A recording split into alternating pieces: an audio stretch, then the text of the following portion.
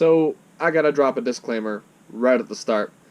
I gotta confess, I'm not especially profound or brilliant in the area of sciencey stuff. I'm not like super extra knowledgeable here when it comes to this subject. Heck, I got a C in my overall grade of high school chemistry class. So there's that.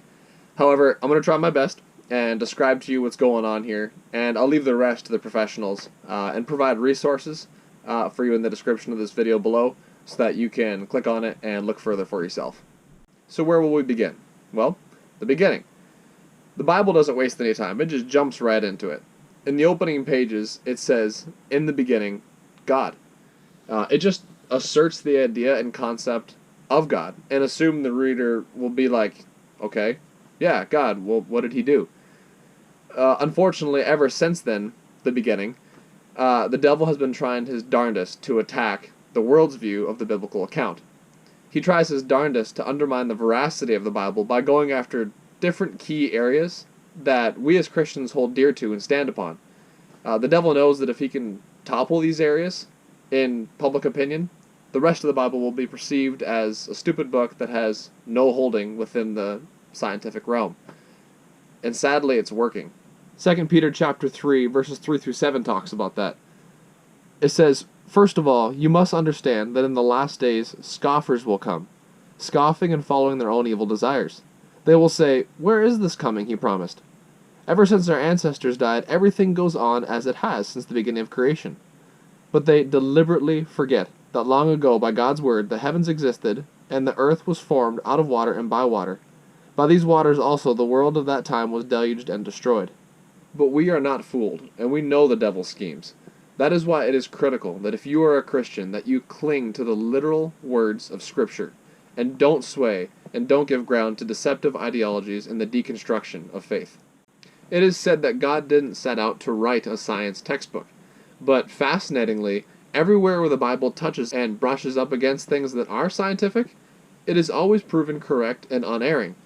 I find it funny that when some things in the Bible are seen to fly in the face of modern science, the scientists get all bent out of shape and say, "See, the Bible is a fraud," only a few years later to be put to shame when something comes up that instead proves them wrong, and the Bible to be, yet again, standing untouchable.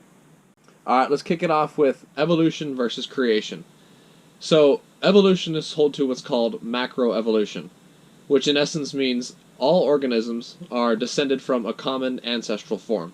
They say that species change over time to a completely new species. They just add lots of time, like millions and millions of years, to make it seem more smart and further away, thus more easy to explain and dismiss when it's way back then.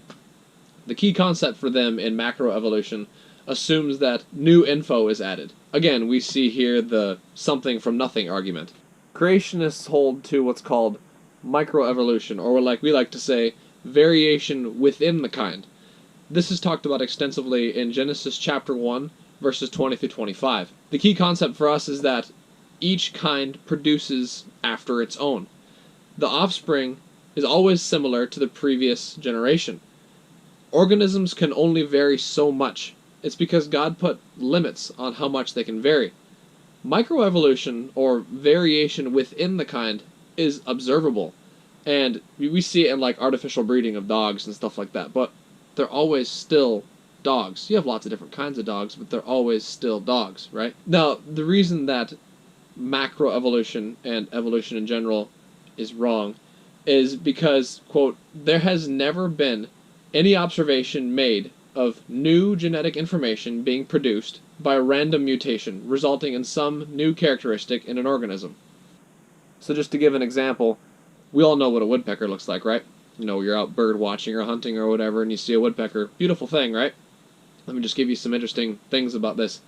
They got a really, really strong beak, right? That's for digging in deep to the, punching through the bark to get at the insects, right? They got a tongue that's about 4 inches long. And when they're not using it to, grab the insect, the tongue is wrapped around the skull when not in use. And it wraps around the brain to protect it during all that whacking. And it's got the claws that can, make it stand on the side of the tree like that. Even a simple bird like the woodpecker proves that evolution is wrong and outdated.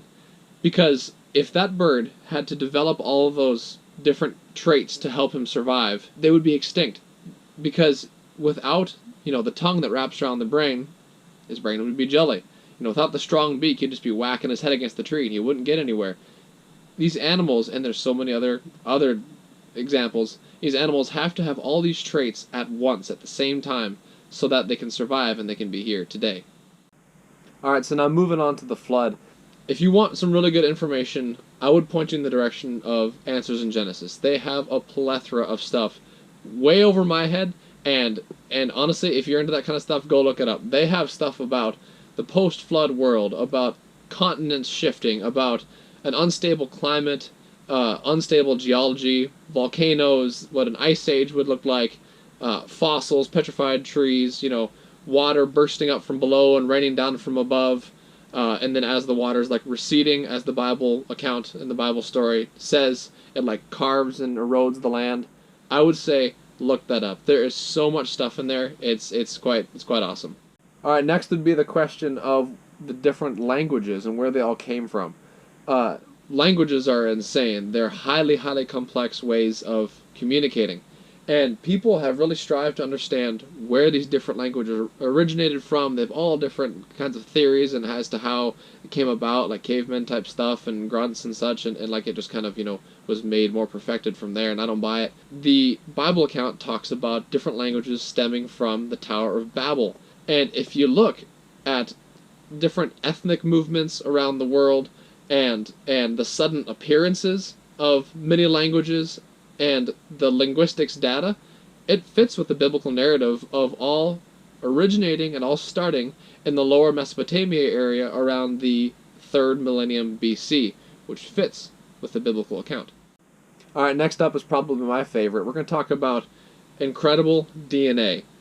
What is DNA? DNA is proteins and amino acids within your body. They're data storage. They're building blocks for different cell functions. And here's just some stats here. The DNA in each human cell are 3 billion digits long, and they have to be copied every time a cell divides, which happens 2 trillion times each day. If you put all these molecules end to end, they can reach from the Earth to the Sun and back over 600 times. And they have to be in a specific order. If they're the slightest bit misplaced or missing or wrong, you don't exist. I don't exist. There are 8 billion people in the world, right? And no 2 strands are the same. Quote, "It has never been shown that a coding system like this could originate by itself," end quote. It is just so crazy that it necessitates intelligent design. Psalm 19:1 says, "The heavens declare the glory of God, and the skies proclaim the work of his hands." So, next up, we're going to talk about the cosmos. Now, creationists believe in a young universe, somewhere between 6 to 10,000 years old, right? And what helps us nail that down is the second law of thermodynamics, which goes something like this. Everything is breaking down, deteriorating, and wearing out.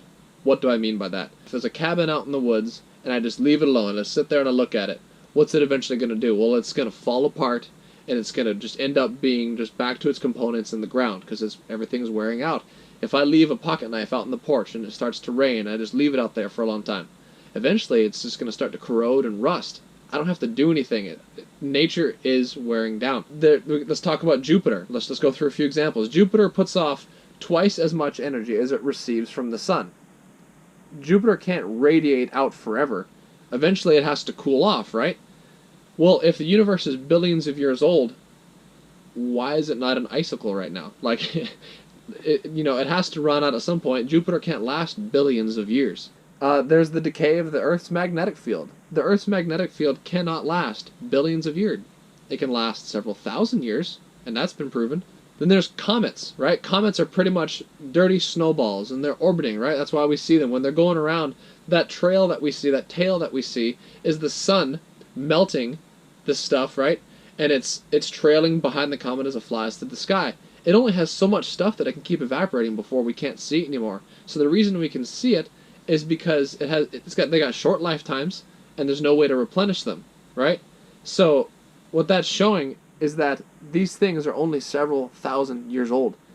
The reason we even see comets proves that the universe is not billions of years old. Last thing I'll drop on you guys here is found in Numbers chapter 19. This is in the law where God is talking to the Israelites here. And he tells any person who has touched anything dead or unclean to wash in this stuff called the water of cleansing. And if you read what it's made out of, you go, what is that? It's made up of the ashes of a red heifer, hyssop, cedar wood, and scarlet wool. And you're like, what is this hocus pocus? But in another fantastic example of science catching up with the Bible, modern science would now realize that that is the components of antibacterial soap. When I was doing some research, getting ready to put this all together, I found myself at the end just being in awe of how cool our God is. And it made me think of a couple worship songs that you guys should listen to. The first is called So Will I by Hillsong United, and the second is Cannons by Phil Wickham. And I'll drop a link down in the description so you guys can just listen to it and just be in awe of him. To wrap it all up, pure and simple, you actually have to have more faith to be an atheist than to believe this.